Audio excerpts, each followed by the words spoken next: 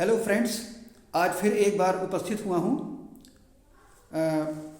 और वही इच्छा है कि मेरी वीडियो आप लास्ट तक देखें। तो आज फ्रेजल वर्ब के साथ में उपस्थित हुआ हूँ। कल मैंने आपको कुछ इडियम्स बताए थे, आज फ्रेजल वर्ब। और ये फ्रेजल वर्ब एग्ज़ामिनेशन में, किसी भी एग्ज़ामिनेशन में पूछे जा सकते हैं। अभी जो 24 फरवरी से बोर्ड के एग्ज़ाम स्टार्ट होने वाले हैं, स्पेशली फॉर इंटरमीडिएट क्लासेस, उसमें फ्रेजल वर्ब अक्सर आ जाते हैं, चाहे वो एमसीक्यू क्वेश्चन में हो या ऐसे ही उनका यूज़ करके और आपको कॉपी में लिखना हो। तो इस प्रकार के कुछ फ्रेजल वर्ब आ जाते हैं। तो आज मैं कुछ फ्रेजल वर्ब जो इम्पोर्टेंट मुझे लगे वो मैं आपके साथ शेयर करना चाहता हूँ। तो आइए देखते हैं। फ्रेजल वर्ब, पहले ये समझ लेते हैं कि फ्रेजल वर्ब होते क्या हैं। फ्रेजल वर्ब जो होते हैं, ये जो वर्ब होते हैं उनके साथ में जब प्रीपोजिशन का यूज़ कर दिया जाता है तो वे जो है फ्रेजल वर्ब कहलाते हैं। तो आज हम लोग देखेंगे, एक वर्ब है ले, LAY।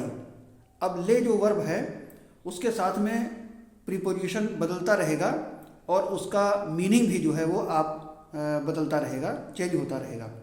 तो पहला फ्रेजल वर्ब हम देखते हैं, ले ऑफ। ले के साथ में ऑफ का प्रयोग किया गया, OFF। तो अब इसका अर्थ होता है निलंबित करना, अर्थात किसी को सस्पेंड कर देना, निलंबित कर देना, नौकरी से सस्पेंड कर देना। तो अब इसका यूज़ हम देखते हैं कि the officer has laid off the clerk for taking bribe.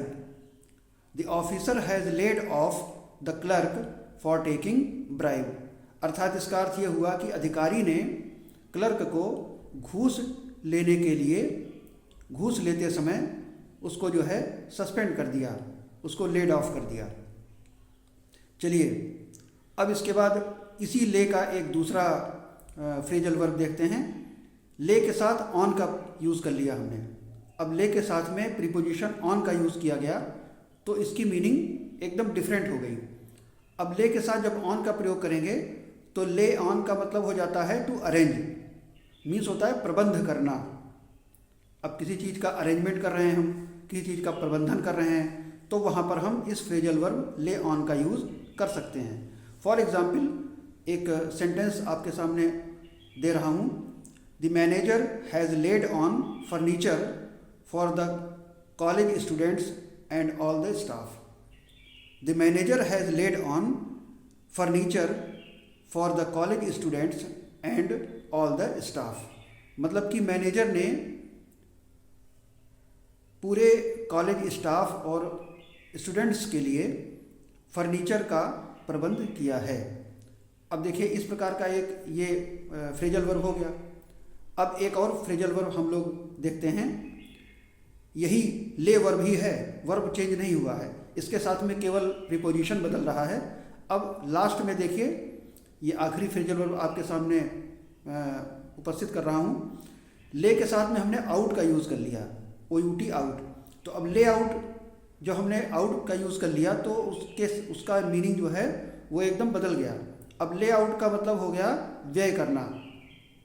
व्यय करना मतलब किसी चीज़ हमको जो है खर्च करना या स्पेंड करना। ठीक, तो अब ये देखिए इसका यूज़ देखते हैं कि ले आउट योर मनी वाइजली। ले आउट योर मनी वाइजली मतलब अपने पैसे को बुद्धिमानी पूर्वक खर्च करिए।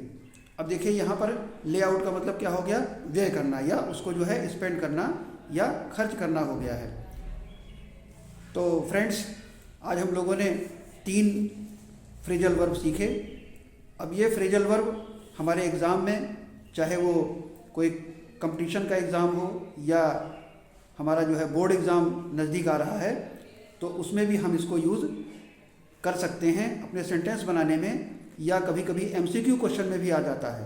तो MCQ क्वेश्चन तो बहुत ही डेंजरस क्वेश्चन होते हैं, हम सभी लोग जानते हैं कि उनको जो है सॉल्व करना बड़ा मुश्किल होता है। और अगर कहीं फ्रेजल वर्ब से आ गया तो फिर कहना ही क्या है।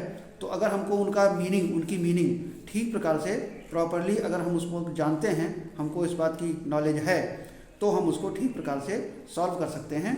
तो आज हमने आपके सामने वही 3 फ्रेजल वर्ब बताए। अब इनको आप जो है आपके स्क्रीन पर ये आ रहे हैं और इनको आप देख सकते हैं, समझ सकते हैं। Thank you for seeing my video. अब आगे कल फिर मैं आपके सामने एक नए किसी वर्ड्स या किसी ईडियम या किसी फ्रेजल वर्ब के साथ उपस्थित होऊंगा। धन्यवाद। Thank you.